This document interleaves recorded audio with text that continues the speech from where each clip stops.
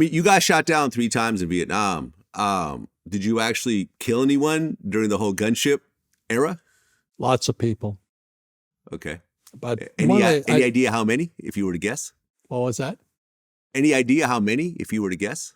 Well, I was also what's called a FAO, Forward Observer.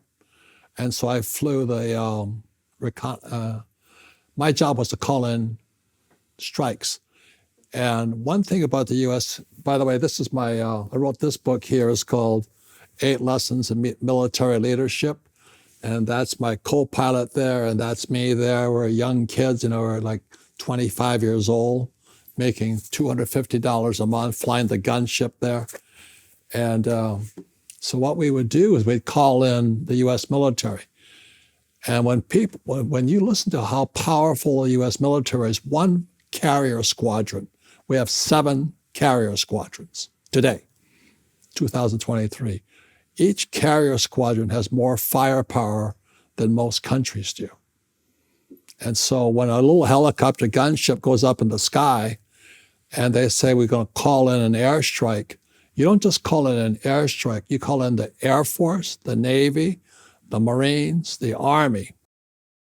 And what happens is we start coordinating it. That's what we're trained to do.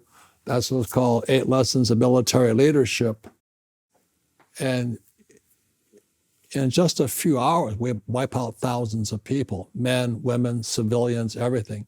The B-52s of the Air Force would come over and they just open their bomb bay doors, and then the Navy would pound them with 16-inch guns. And then the Marines would go in, the Army would go in via helicopters. So the reason I talk about the Communist Manifesto is I saw communism in real life. And unfortunately, it's inside America today. And that's my big concern. Okay, our school systems are communist. I hate to say that, but that's why we have postmodernist education in school today. I mean, my family, Japanese, were locked up in prisoner of war camps in California. And they don't talk about that.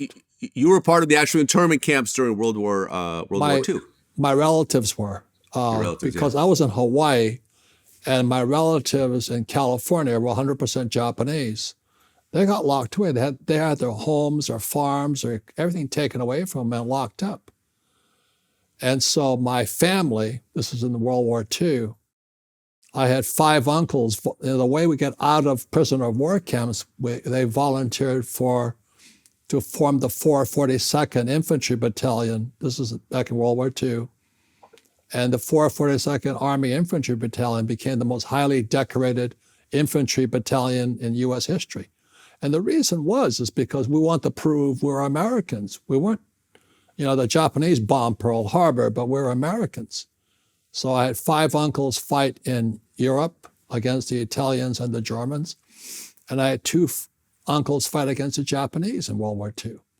And one uncle was captured and he got put in a POW camp. So the Japanese are very, very, and they don't talk about that one, because they locked up American citizens. And my uncles in Europe were the guys that freed Buchenwald, which was a Jewish prisoner of war camp. So our family has been fighting for most of it's part of our heritage. My class is samurai class. So we like to fight. So that's why I went to Vietnam so long. I thank you for the time because I don't get to explain that too often.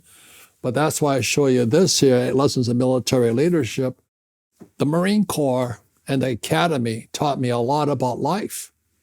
That today in our, those woke schools and those snowflake schools, you can't hurt somebody's feelings and all this. Well, God almighty, what are we raising? In the Marine Corps, they're called pussies.